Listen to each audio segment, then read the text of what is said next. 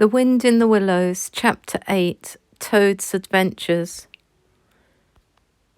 When Toad found himself immured in a dank and noisome dungeon, and knew that all the grim darkness of a medieval fortress lay between him and the outer world of sunshine and well-metalled highroads where he had lately been so happy, disporting himself as if he had bought up every road in England, he flung himself at full length on the floor and shed bitter tears, and abandoned himself to dark despair.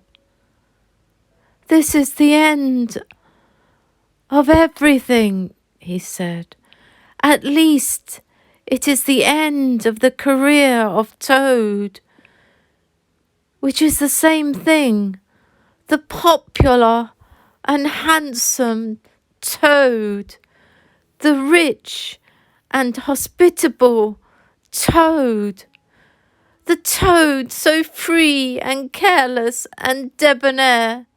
How can I hope to ever set at large again," he said, "who have been imprisoned so justly for stealing so handsome a motor car in such an audacious manner, and for such lurid and imaginative cheek bestowed upon such a number of fat, red-faced policemen." Here his sobs choked him. "Stupid animal that I was," he said. "Now I must languish in this dungeon till people who were proud to say they knew me have forgotten the very name of Toad. Oh, wise old badger," he said. "Oh, clever, intelligent rat and sensible mole. What sound judgments, what a knowledge of men and matters you possess, oh unhappy and forsaken Toad." With lamentations such as these, he passed his days and nights for several weeks, refusing his meals or intermediate light refreshments, though the grim and ancient jailer, knowing that Toad's pockets were well lined, frequently pointed out that many comforts and indeed luxuries could by arrangement be sent in at a price from outside. Now the jailer had a daughter, a pleasant wench and good-hearted, who assisted her father in the lighter duties of his post. She was particularly fond of animals, and besides her canary, whose cage hung on a nail in the massive wall of the keep by day, to the great annoyance of prisoners who relished an after-dinner nap, and was shrouded in an antimacassar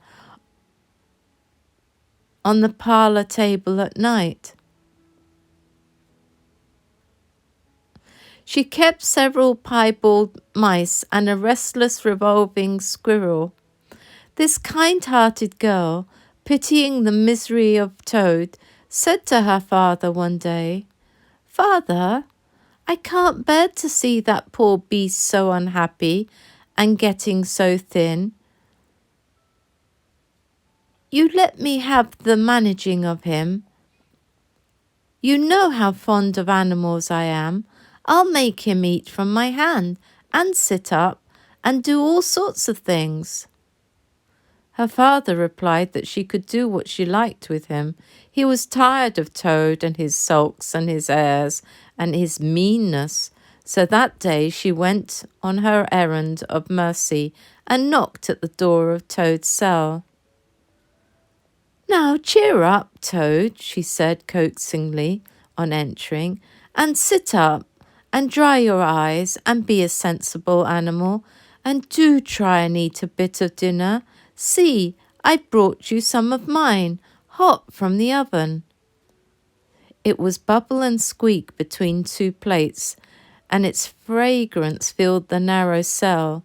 The penetrating smell of cabbage reached the nose of Toad as he lay prostrate in his misery on the floor, and gave him the idea for a moment that perhaps life was not such a blank and desperate thing as he had imagined. But still he wailed and kicked with his legs and refused to be comforted. So the wise girl retired for the time, but, of course, a good deal of the smell of hot cabbage remained behind, as it will do, and Toad, between his sobs, sniffed and reflected, and gradually began to think new and inspiring thoughts of chivalry and poetry and deeds still to be done, of broad meadows and cattle browsing in them, raked by sun and wind, of kitchen gardens and straight herb borders and warm snapdragon beset by bees, and of comforting clink of dishes set down on the table at Toad Hall, and the scrape of chair legs on the floor as everyone pulled himself close up to his work. The air of the narrow cell took a rosy tinge, and he began to think of his friends and how they would surely be able to do something, of lawyers and how they would have enjoyed his case, and what an ass he had been not to get in a few. And lastly, he thought of his own great cleverness and resource and all that he was capable of, if only he gave his great mind to it, and the cure was almost complete. He lay prostrate in his misery on the floor. When the girl returned some hours later, she carried a tray with a cup of fragrant tea steaming on it, and a plate piled up with very hot buttered toast, cut thick, very brown on both sides, with the butter running through the holes in it in great golden drops, like honey from the honeycomb. The smell of that buttered toast simply talked to Toad, and with no uncertain voice talked of warm kitchens, of breakfasts on bright frosty mornings, of cosy parlour firesides on winter evenings, when one's ramble was over and slippered feet were propped on the fender, of the purring of contented cats and the twitter of sleepy canaries. Toad sat up on one end once more, dried his eyes and sipped his tea and munched his toast, and soon began talking freely about himself and the house he lived in and his doings there, and how important he was, and what a lot his friends thought of him. The jailer's daughter saw that the topic was doing him as much good as the tea, as indeed it was, and encouraged him to go on. "Tell me about Toad Hall," said she. "It sounds beautiful." "Toad Hall," said the Toad proudly, "is an eligible, self-contained gentleman's residence, very unique, dating in part from the 14th century, but replete with every modern convenience, up-to-date sanitation, 5 minutes from the church, post office and golf links, suitable for—" "Bless the animal," said the girl, laughing. "I don't want to take it. Tell me something real about it. But first wait till I fetch you some more tea and toast." She tripped away and presently returned with a fresh trayful, and Toad, pitching into the toast with avidity, his spirits quite restored to their usual level, told her about the boathouse and the fish pond and the old walled kitchen garden, and about the pigsties and the stables and the pigeon house and the hen house, and about the dairy and the wash house and the china cupboards and the linen presses. She liked that bit especially. And about the banqueting hall and the fun that they had there when the other animals were gathered round the table and Toad was at his best, singing songs, telling stories, carrying on generally.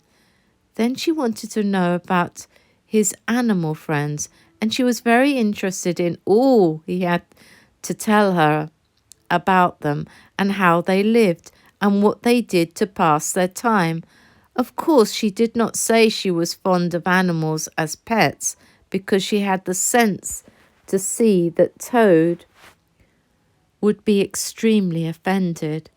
When she said good night, having filled his water jug and taken up his straw for him, Toad was very much the same sanguine, self-satisfied animal that he had been of old.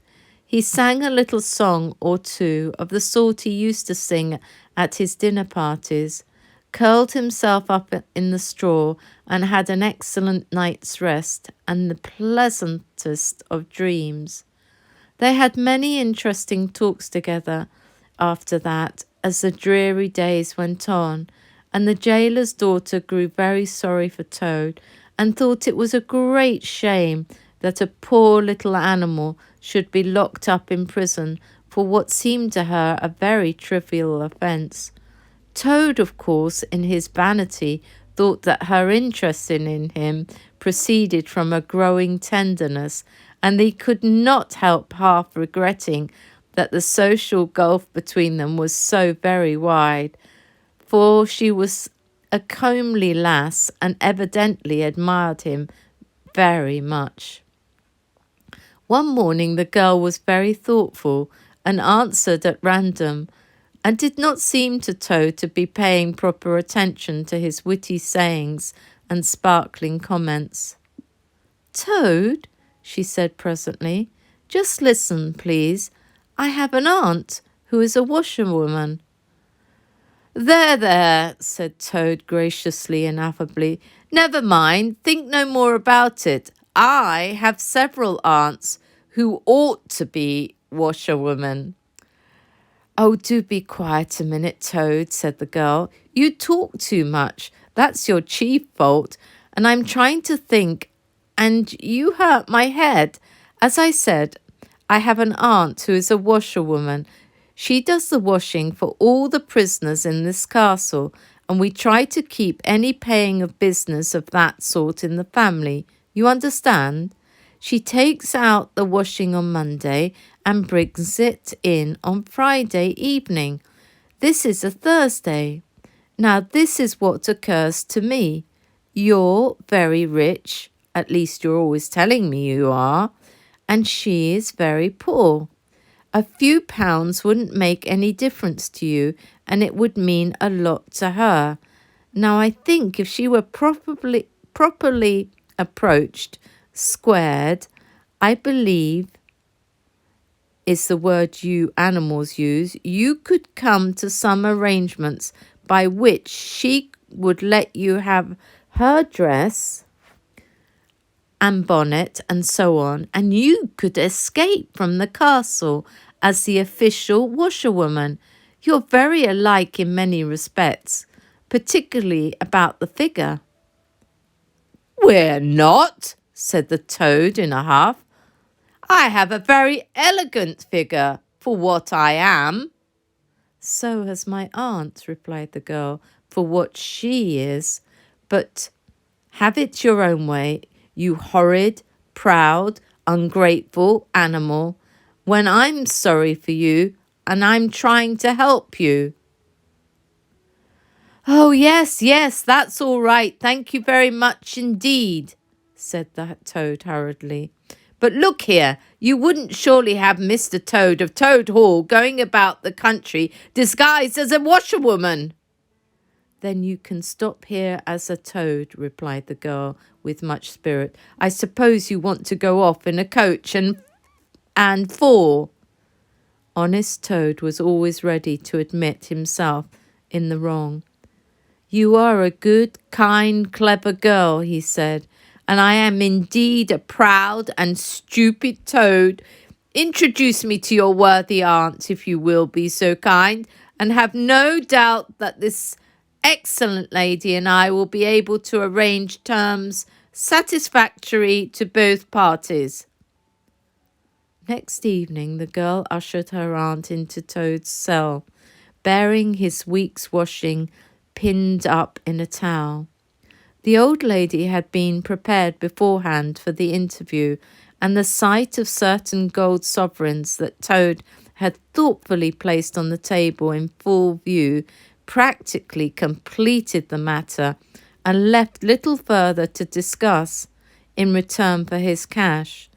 Toad received a cotton print gown, an apron, a shawl, and a rusty black bonnet, the only stipulation the old lady made being that she should be gagged and bound and dumped down in a corner. By this not very convincing artifice, she explained, aided by picturesque fiction, which she could supply herself, she hoped to retain her situation in spite of the suspicious appearance of things. Toad was delighted with the suggestion. It would enable him to leave the prison in some style, and with his reputation for being a desperate and dangerous fellow untarnished. And he readily helped the jailer's daughter to make her aunt appear as much as possible the victim of circumstances over which she had no control.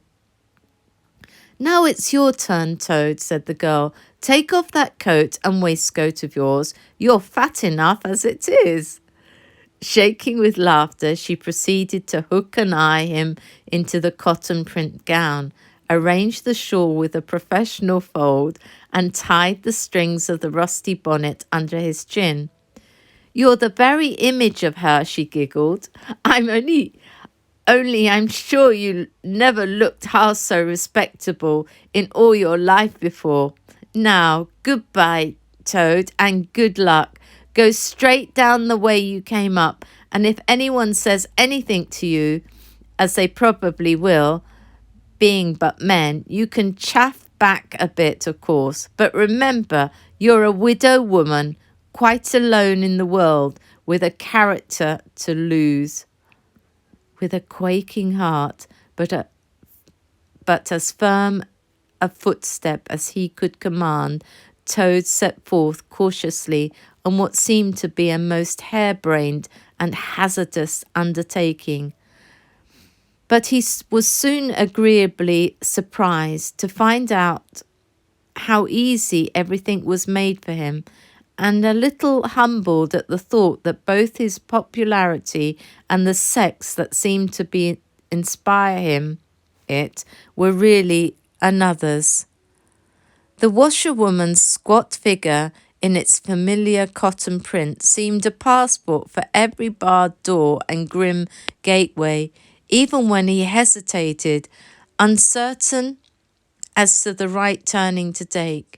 He found himself helped out of his difficulty by the warder at the next gate, anxious to be off to his tea, summoning him to come along sharp and not keep him waiting as they're there all night. The chaff and the humorous sallies to which he was subjected, and to which, of course, he had to provide prompt and effective reply, formed, indeed, by his chief danger. For Toad was an animal with a strong sense of his own dignity, and the chaff was mostly, he thought, poor and clumsy, and the humour of the sallies entirely lacking.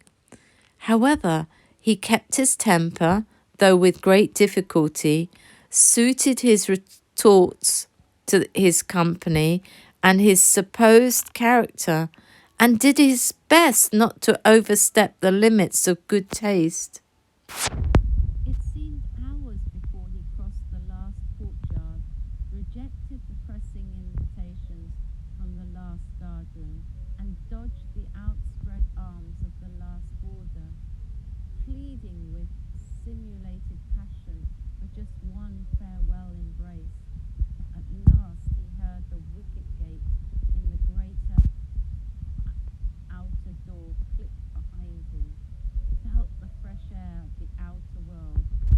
his anxious brow and knew that he was free. Dizzy with the easy success of his daring exploit, he walked quickly towards the lights of the town, not knowing in the least what he should do next, only quite certain of one thing, that he must remove himself as quickly as possible from the neighbourhood where the lady he was forced to represent was so well known and so popular a character. As he walked along, considering his attention was caught by some red and green lights a little way off, to one side of the town, and the sound of the puffing and snorting of engines and the banging of shunted trucks fell on his ear. Aha, he thought, this is a piece of luck. A railway station is the thing I want most in the world at this moment, and what's more, I needn't go through the town to get it, and shan't have to support this humiliating character by repartees which, though thoroughly effective, do not assist one's sense of self-respect. He made his way to the station accordingly, consulted a timetable, and found that a train, bound more or less in the direction of his home, was due to start in half an hour. More luck, said Toad, his spirits rising rapidly, and went off to the booking office to buy his ticket. He gave the name of the station that he knew to be nearest to the village, of which Toad Hall was the principal feature, and mechanically put his fingers in search of the necessary money, where his waistcoat pocket would have been. But here the cotton gown, which had been nobly stood by him so far, and which he had basely forgotten, intervened and frustrated his efforts. In a sort of nightmare, he struggled with the strange, uncanny thing that seemed to hold his hands, turn all muscular strivings to water, and laugh at him all the time, while other travellers, forming up in line behind, waited with impatience, making suggestions of more or less value and comments of more or less stringency and point. At last, somehow, he never rightly understood how, he burst the barriers, attained the goal, arrived at where all waistcoat pockets are eternally situated, and found not only no money, but no pocket to hold it, and no waistcoat to hold the pocket. To his horror, he recollected that he had left both coat and waistcoat behind him in his cell, and with them his pocket-book, money, keys, watch, matches, pencil case, all that makes life worth living, all that distinguishes the many-pocketed animal, the lord of creation, from the inferior one-pocketed or no-pocketed productions that hop or trip about permissively, unequipped for the real contest. In his misery, he made one desperate effort to carry the thing off, and with a return to his fine old manner, a blend of the squire and the college don, he said, "Look here, I find I've left my purse behind. Just give me that ticket, will you, and I'll send the money on tomorrow. I'm well known in these parts." The clerk stared at him, and the rusty black bonnet a moment, and then laughed. I should think you were pretty well known in these parts," he said. "If you've tried this game on often, here, stand away from the window, please, madam. You're obstructing the other passengers." An old gentleman who had been prodding him in the back for some moments here thrust him away, and, what was worse, addressed him as his good woman, which angered Toad more than anything that had occurred that evening. Baffled and full of despair, he wandered blindly down the platform where the train was standing, and tears trickled down each side of his nose. It was hard, he thought, to be within sight of safety and almost of home, and to be balked by the wants of a few wretched shillings, and by the pettifogging mistrustfulness of paid officials. Very soon his escape would be discovered. The hunt would be up, and he would be caught, reviled, loaded with chains, dragged back again to prison, and bread and water and straw. His guards and penalties would be doubled, and oh, what sarcastic remarks the girls would make. What was to be done? He was not swift of foot, and his figure was unfortunately recognizable. Could he not squeeze under the seat of a carriage? He had seen this method adopted by schoolboys when the journey money provided by thoughtful parents had been diverted to other and better ends. As he pondered, he found himself opposite the engine, which was being oiled, wiped, and generally caressed by its affectionate driver, a burly man with an oil can in one hand and a lump of cotton waste in the other. "Hello, mother," said the engine driver. "What's the trouble? You don't look particularly cheerful." "Oh, sir," said Toad, crying afresh, "I am a poor unhappy washerwoman, and I've lost all my money, and I can't pay for a ticket, and I must get home tonight somehow, and whatever am I to do? I don't know. Oh dear, oh dear." "That's a bad business indeed," said the engine driver reflectively. "Lost your money and I can't get home, and got some kids too waiting for you, I dare say." "Any amount of them," sobbed Toad, "and they'll be hungry and playing with matches and upsetting lamps, the little innocents, and quarrelling and going on generally. Oh dear, oh dear." "Well, I'll tell you what I'll do," said the good old engine driver. "You're a washerwoman to your trade, says you. Very well, that's that. And I'm an engine driver, as well you may see, and there's no denying it's terribly dirty work. Uses up a power of shirts, it does, till my missus is fair tired of washing 'em. If you'll wash a few shirts for me when you get home, I'll send 'em along. I'll give you a ride on my engine.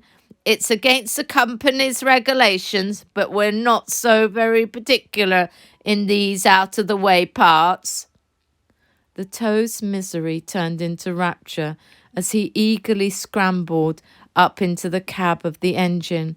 Of course he had never washed a shirt in his life, and couldn't if he tried, and anyhow he wasn't going to begin. But he thought, when I get safely home to Toad Hall and have money again and pockets to put it in, I will send the engine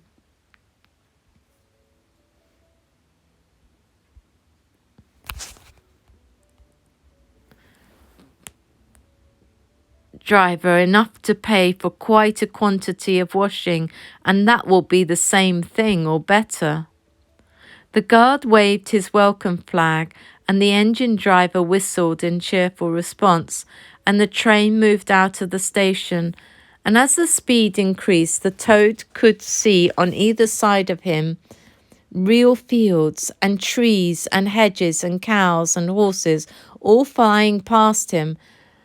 And as he thought how every minute was bringing him nearer to Toad Hall, and sympathetic friends and money to chink in his pocket, and a soft bed to sleep in, and good things to eat, and praise and admiration at the recital of his adventures and his surpassing cleverness, he began to skip up and down and shout and sing snatches of song, to the great astonishment of the engine driver, who had come across the washer, who had come across washerwomen before at long intervals, but never one at all like this.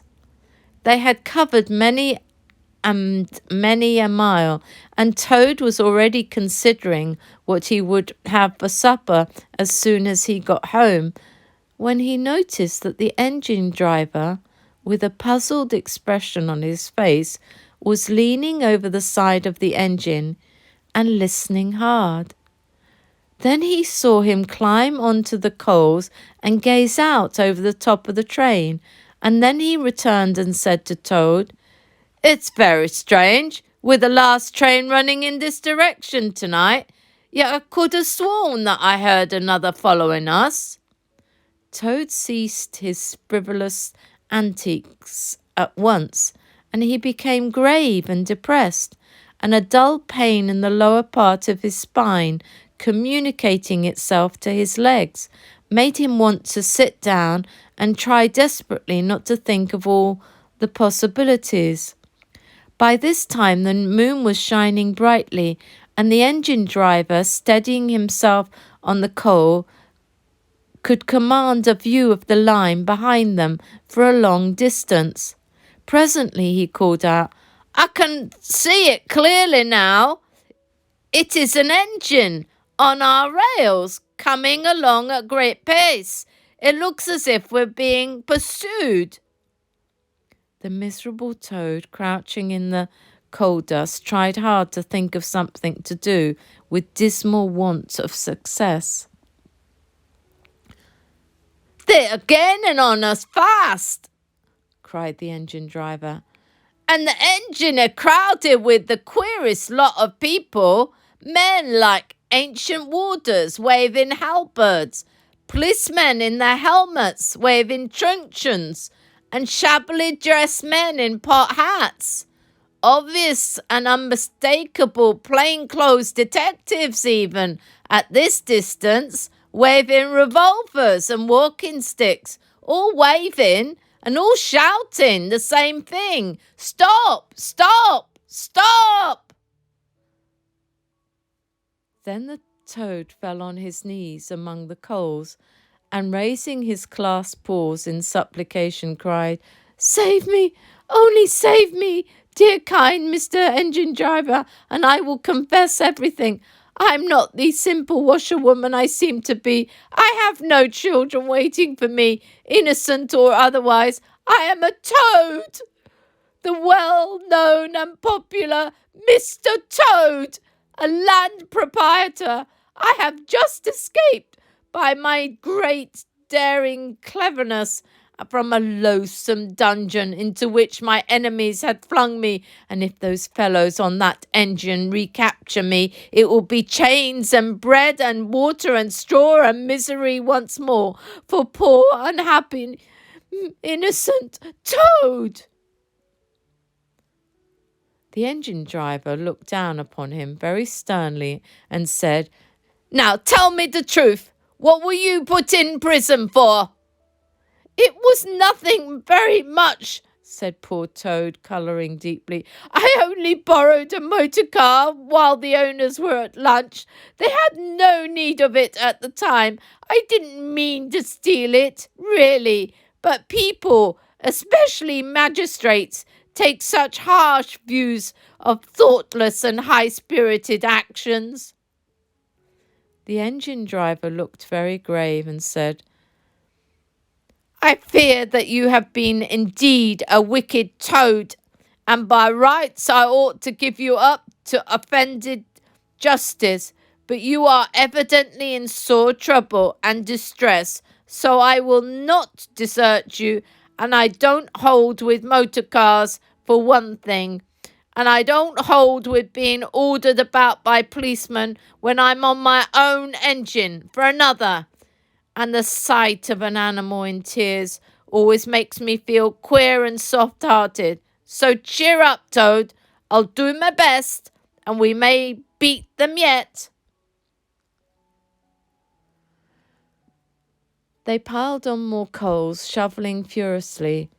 The furnace roared, and the sparks flew, and the engine leapt and swung, but still their pursuers slowly gained, and the engine driver, with a high sigh, wiped his brow with a handful of cotton waste and said, "I'm afraid it's no good, Toad. You see, they're running light and they have the better engine.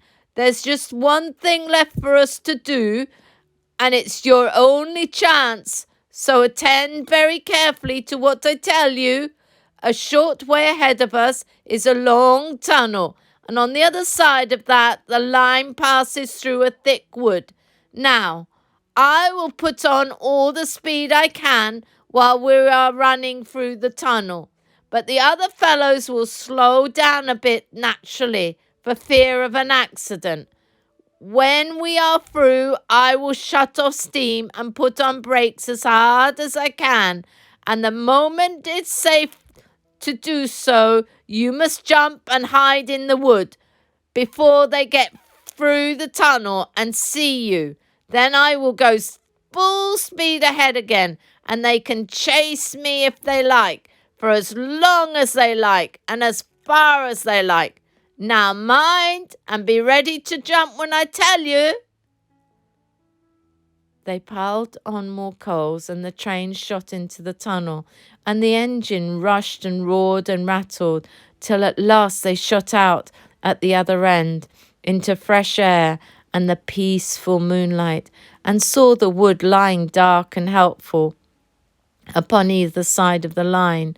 The driver shut off steam and put on brakes, and the Toad got down on the step, and as the train slowed down to almost a walking pace, he heard the driver call out, "Now, jump!"